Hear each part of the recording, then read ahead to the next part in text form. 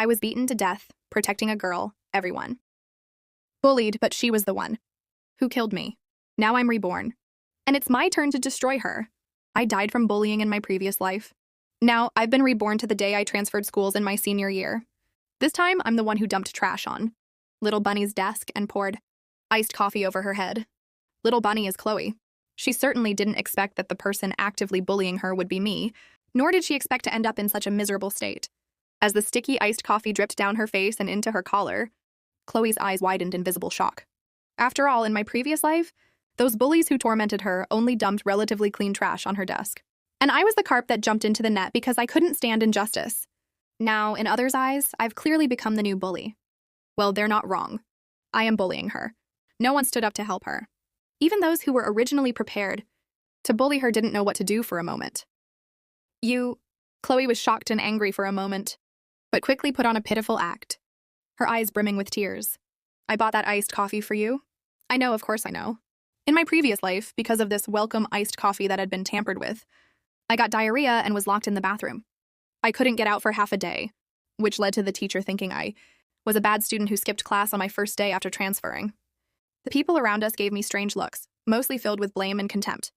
I pulled out a tissue from a nearby desk and wiped my hands. Keep it for yourself. It's disgusting and I find it revolting. After throwing the crumpled tissue at her face, I turned and went back to my seat, casually starting to read a book. Chloe ran to the bathroom crying and hadn't returned when class started. My classmates began to avoid me. Even my original deskmate silently packed up their books and moved to another seat. Someone reported this incident to the teacher, but the teacher couldn't do anything about me. After all, I had transferred here because the principal had taken notice of my good grades. The school wouldn't expel me over this small matter. Yes, it's all just small matters.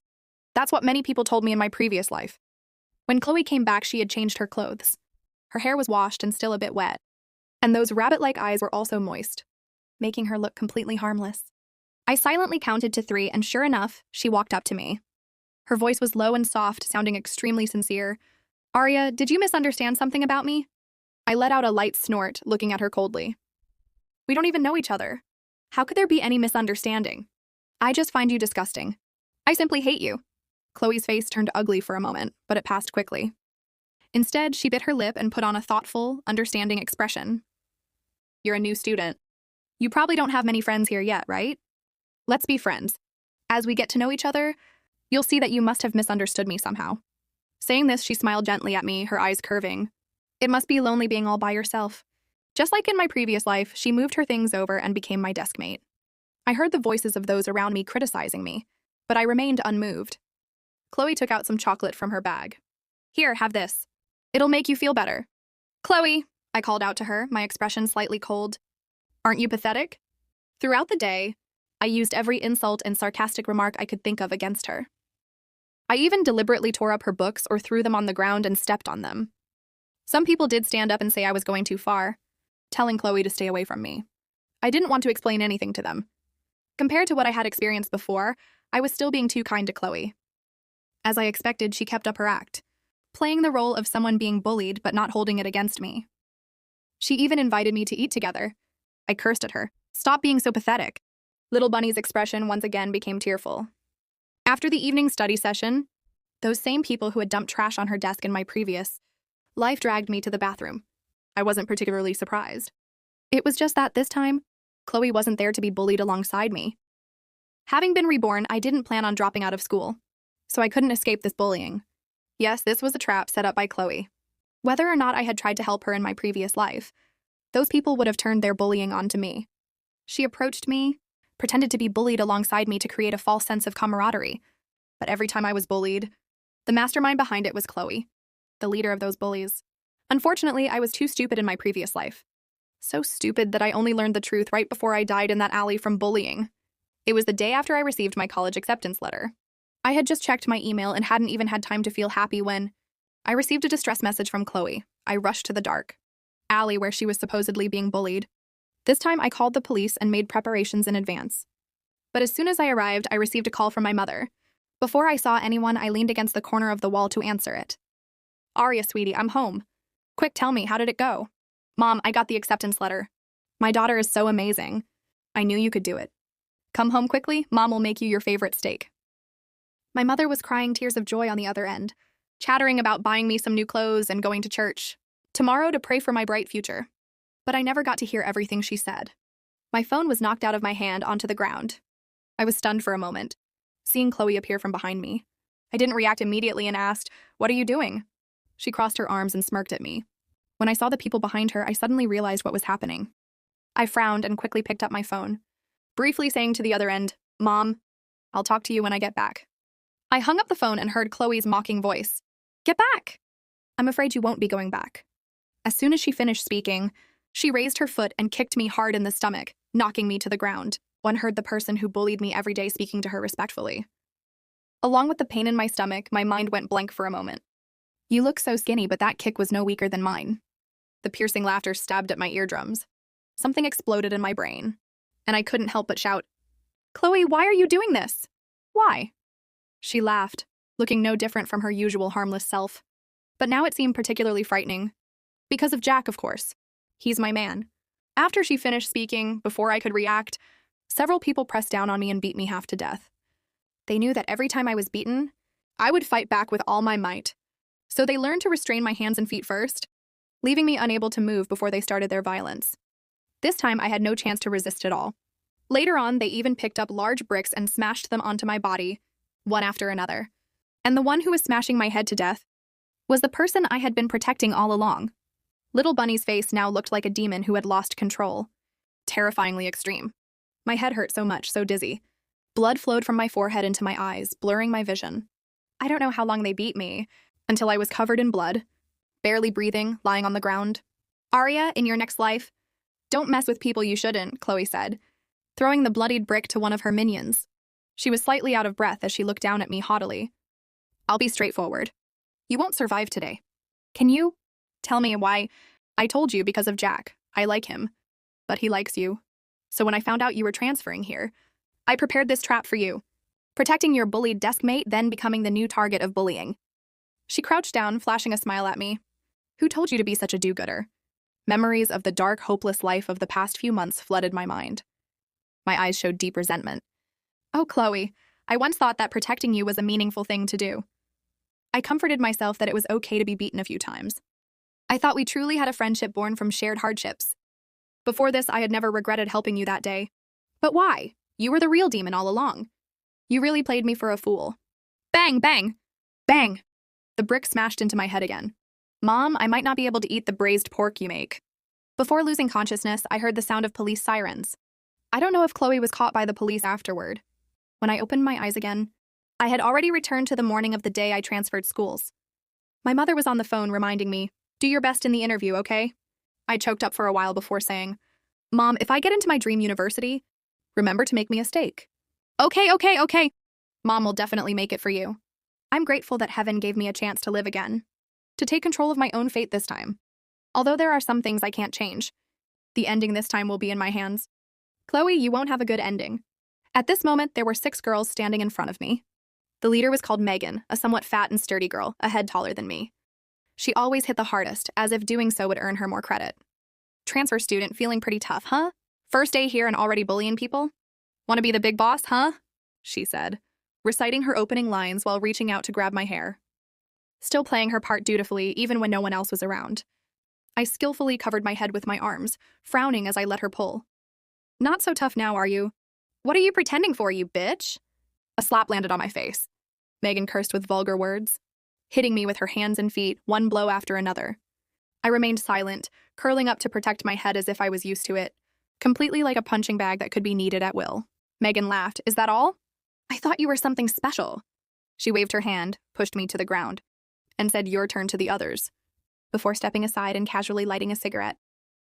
Then the others rushed forward, their fists, palms, and nails not sparing any part of me, hitting me all over. In my previous life, I had quite a temper and always fought back with all my might. I would stand in front of Chloe, trying my best to protect her, relying on my martial arts skills. But the more I resisted, the harder they beat me in the end. They even got angry and pushed my head into a pit, forcing me to drink the dirty water from the toilet. At that time, I didn't think about why Chloe was just crouching in the corner, not being treated like this, and why she had no injuries when we went back. She would cry and say she had implicated me, then tenderly apply medicine to my wounds, her mouth repeating, "I'm sorry." Who could have imagined that the person I thought I was protecting was thinking, beat her to death and well done, while watching the show? As my thoughts returned to the present, I curled up on the ground, clearly seeing every face through the gaps. Each one was once my nightmare. Go ahead and beat me. After this, you'll all pay the price. Not one of you will escape. After they left, I sat on the ground for a moment, patted off the water stains on my body, and washed my face before leaving the bathroom. My mother called, asking about my first day in the new environment. I rubbed my wrist that had been stepped on and was still aching, trying to make my voice sound normal. It's fine. I just left school. In the distance, I saw Megan and the others laughing and chatting ahead. Their laughter could reach my ears even from afar. The hand holding the phone tightened. Why is it that these bullies can live so carefree after hurting others? The next day, when I arrived at the classroom, I saw Megan and her group surrounding Chloe, deliberately scratching her notebook, pushing her head not too gently, and saying insulting things with smiles on their faces. I knew it. They still wanted to pull off the same act as in my previous life. Chloe really loves playing the innocent rabbit. It's as if she can't live without that mask. I slowly walked over and asked from behind them, Megan, with your style of doing things, shouldn't you be doing this in the bathroom? My words confused them a bit. Megan quickly reacted, Are you trying to teach me how to do things? I smiled calmly. You hate me and you hate her too. Why don't I help you do this? It'll save you the effort. Chloe frowned uncontrollably and called out softly, Arya, you. I approached, smiling innocently like her. How about it? Someone pushed me. Who do you think you are? I stumbled a few steps, my eyes fixed on Chloe. I saw her secretly give Megan a look. And the next second, Megan laughed mockingly at me. You got beaten up last night, and now you want to take it out on someone else, right? Fine, let's see what you can do. As soon as she finished speaking, I tilted my head slightly, gesturing to Chloe with a kind smile in my eyes. She dared to do this because she had researched what kind of person I was. She really thought I was finding an excuse to help her. So she followed me to the bathroom with that unable to speak up, pitiful look. Arya, I knew you. Before she could finish, I kicked her into the third stall that was closed. The bucket of water prepared for me spilled all over her. It was dirty water, black and emitting a foul odor. Chloe screamed. As she turned around, I quickly closed the door before her and used a wooden stick nearby to jam the door handle. Arya, open the door! I heard her urgent stomping and angry voice, and leisurely replied, I told you not to be so pathetic. The news that I had locked Chloe in the bathroom and poured dirty water on her spread quickly. Almost everyone knew that I, the new transfer student, was a bully. I knew this was all spread by Megan and her group, exaggerating how arrogant and despicable I was. Chloe didn't come to class in the afternoon. The teacher seemed to have heard something and called me to the office, asking me with a cold face, I heard you're bullying your classmates? Seeing that I didn't speak, she suddenly slammed the table. Answer me! Teacher, this is just playing around between classmates. It's not bullying. Playing around? Is this how you play around? But in my previous life, this was exactly what she said, even after seeing my injuries. I smiled and said in an obedient voice, Teacher, these are all small matters. We'll be careful. The most important thing now is applying for college, right? You'd better understand. The school didn't pay to recruit you here for you to cause trouble. Don't worry, teacher. I definitely won't let the school down. I felt like I had learned a bit of Chloe's skill in playing the innocent rabbit. The teacher's matter was settled, but after school, Jack came to find me. Arya, how could you become like this? He questioned me directly, his eyes full of disbelief. Chloe even came to me crying, saying you locked her in the bathroom and poured dirty water on her. I pulled the corners of my mouth into a cold smile. I just didn't like her, so I casually bullied her. Jack was very distressed. I can't believe you've become like this. It's not your place to manage me. If it's true, I want to warn you. Don't provoke Chloe. Her father is someone who can crush you with just a finger. What kind of person? My heart skipped a beat. He's on the school board and a big shot in business. Rich and powerful, not someone we nobodies can afford to offend. Jack looked at me with a complex expression. It might be a bit difficult to adapt to a new environment, but you can always come to me if anything happens. We don't live far from each other, but I hope you don't become... After saying this, his throat moved, and he seemed to want to say more, but stopped. He frowned and turned to leave without saying anything else. I silently watched his back, my eyes a bit sore. He was a boy I had known since middle school. Good grades, good looks. In our sophomore year of high school, we confessed our feelings to each other but never officially started dating. We had agreed to apply to the same university and get together after that. Now we each had to work hard. Jack once told me, Arya, I really like you. I'll definitely work hard for you. But when I was being bullied, he only found it unbelievable. That's impossible, right?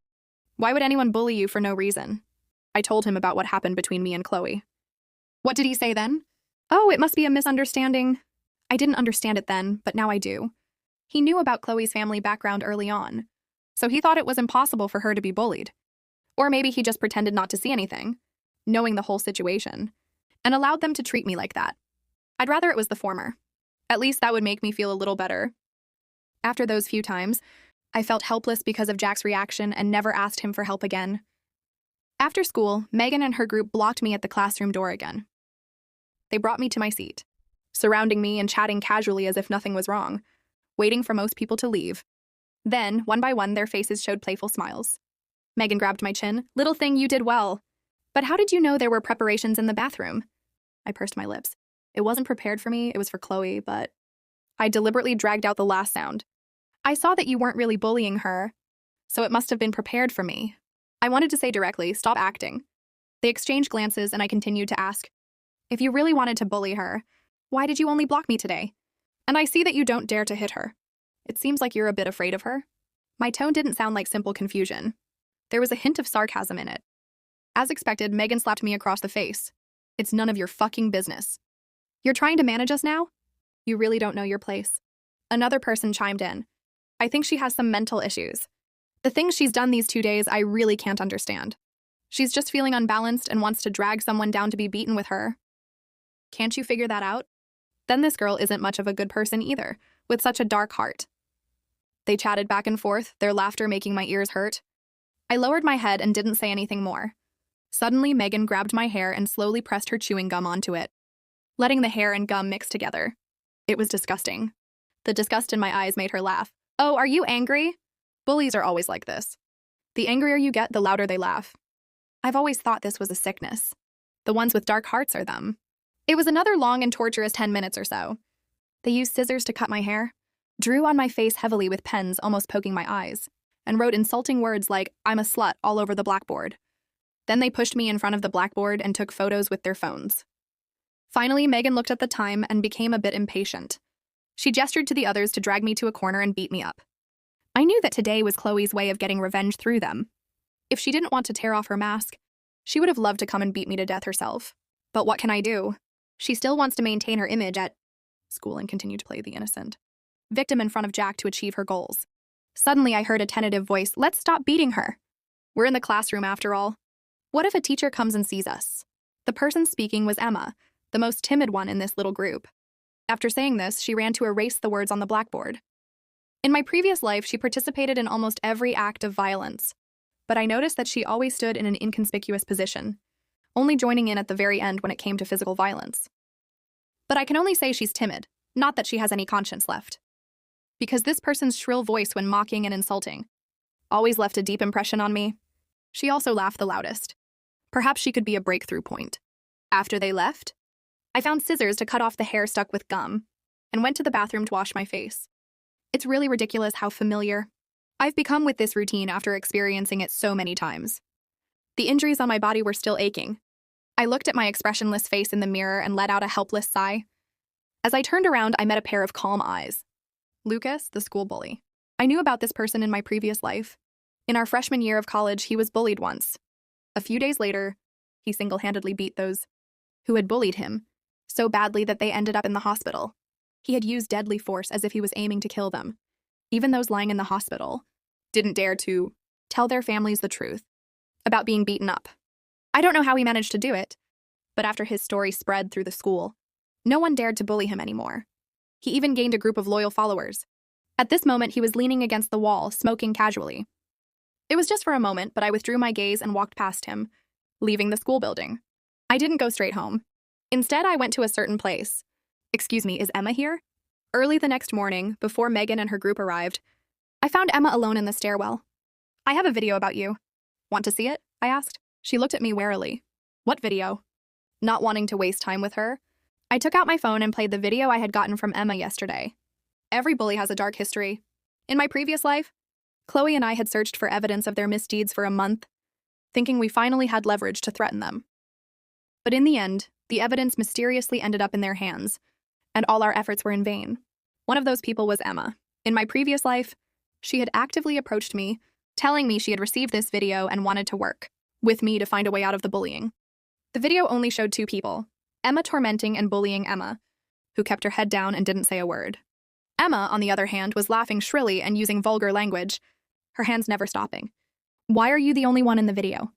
Do you know that this is already evidence that can be used to prosecute you? Bullying can lead to criminal charges, and coincidentally, you're the only one in the video.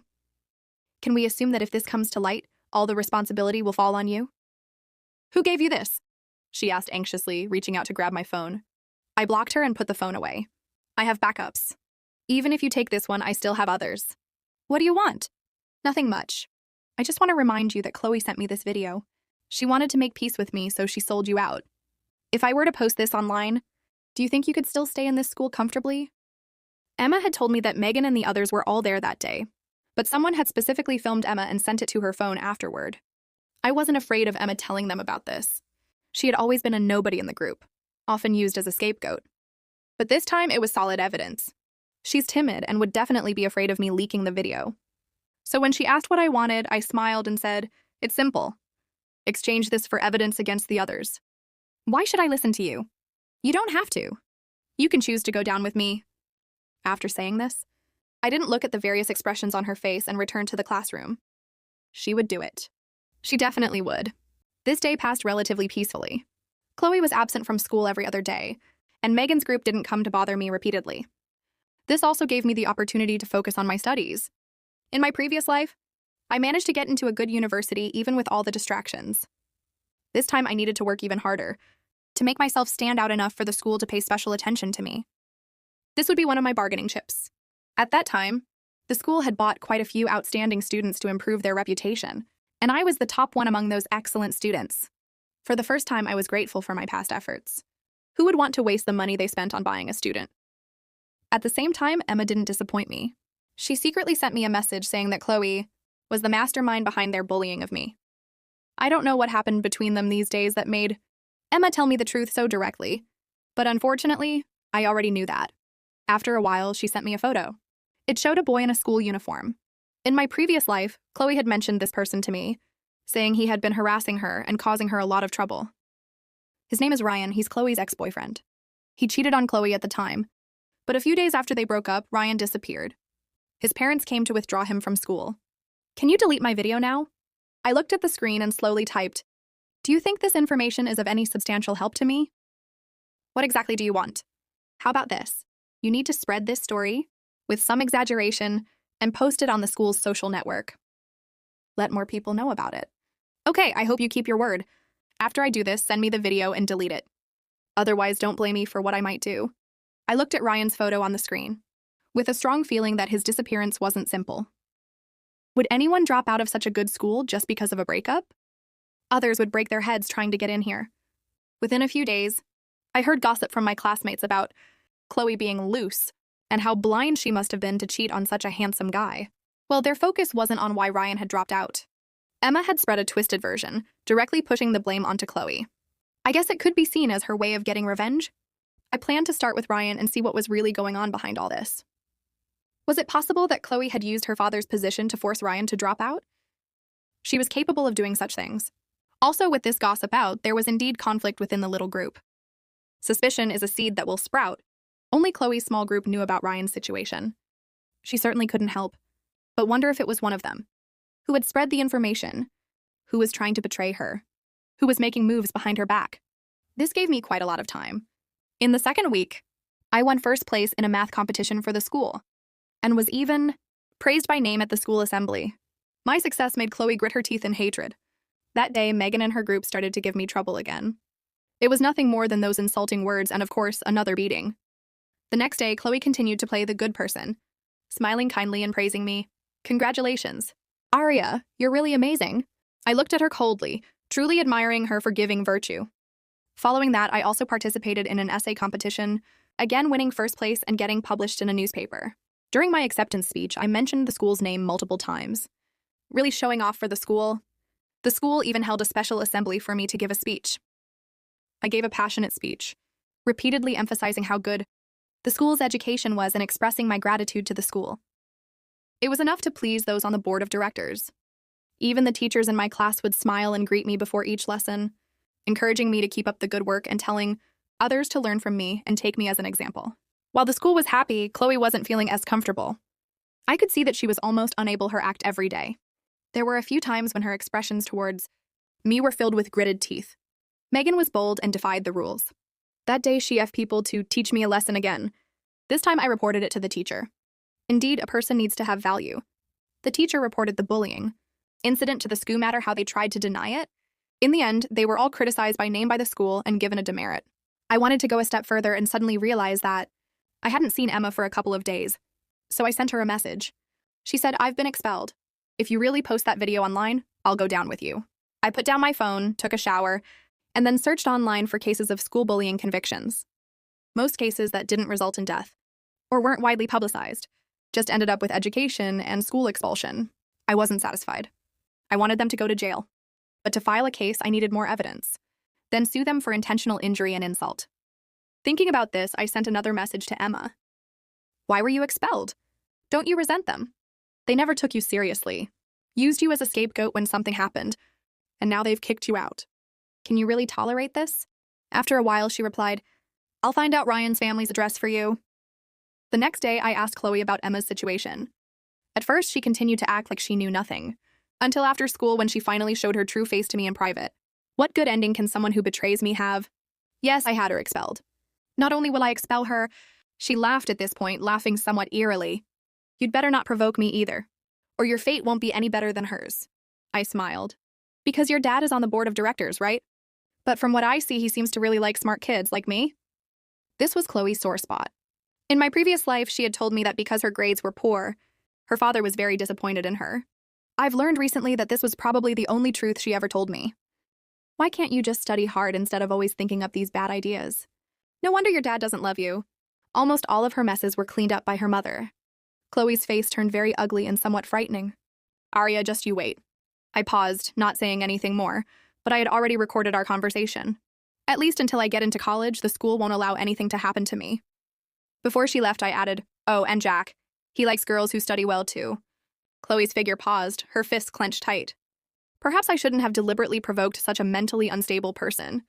Considering the expression she had, when she beat me to death with a brick in my previous life, showed no fear at all, but seeing her angry actually sparked a bit of pleasure in me.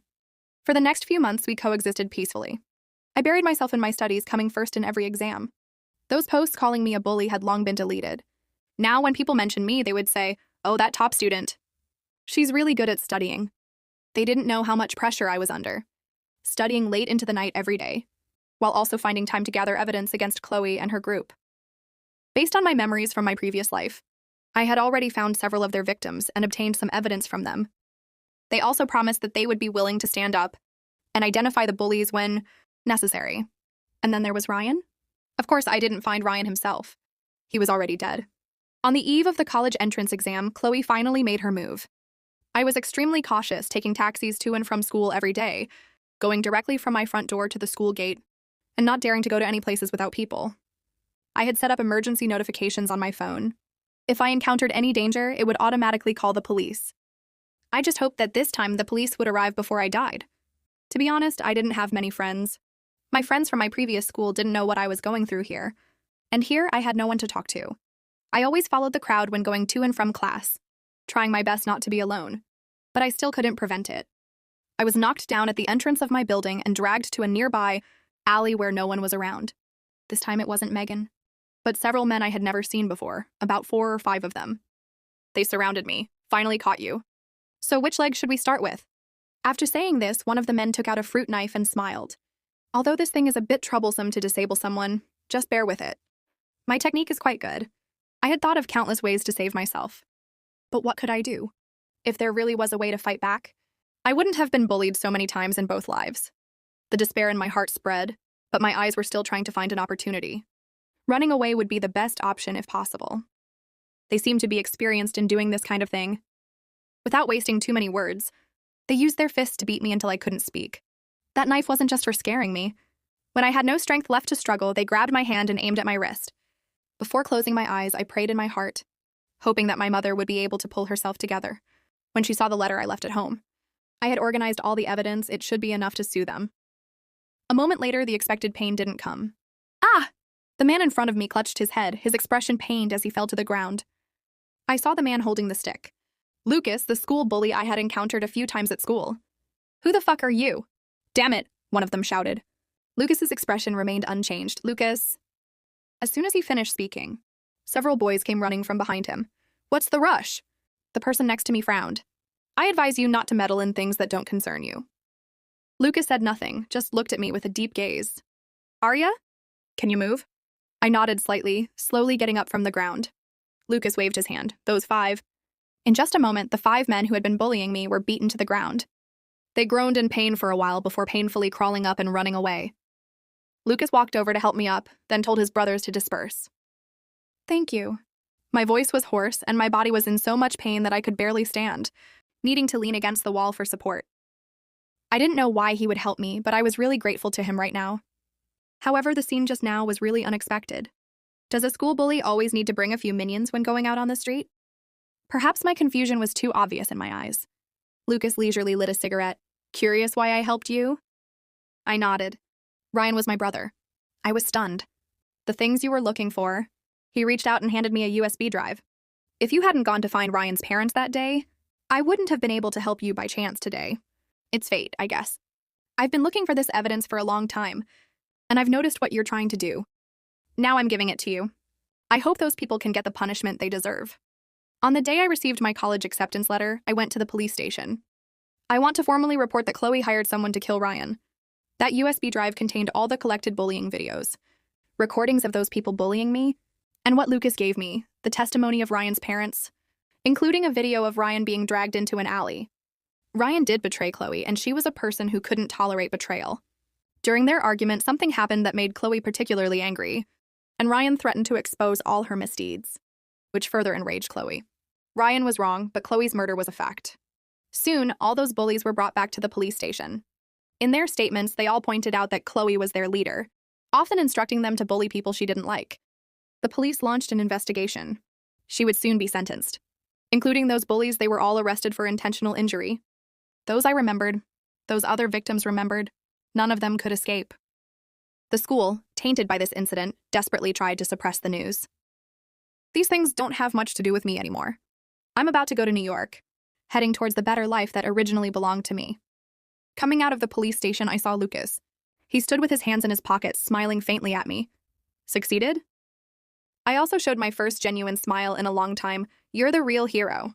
Lucas shrugged. "Just lending a hand." "If it was just lending a hand, you wouldn't have relentlessly searched for clues, right?" I paused, then curved my eyes. "I'm curious, are you in some kind of gang?" Lucas also smiled. "Having a lot of brothers makes me a gangster?" I knew he had never bullied anyone. He just made sure he wasn't bullied himself, and had the ability to fight back when he was. "I have to go now." "Thank you. I wish you all the best." "You too." Lucas's expression paused for a moment. Then he raised the corners of his mouth, waved at me, and turned to leave with style. I took a deep breath and walked to the right towards home. My mother called, "Mom, where's my steak?"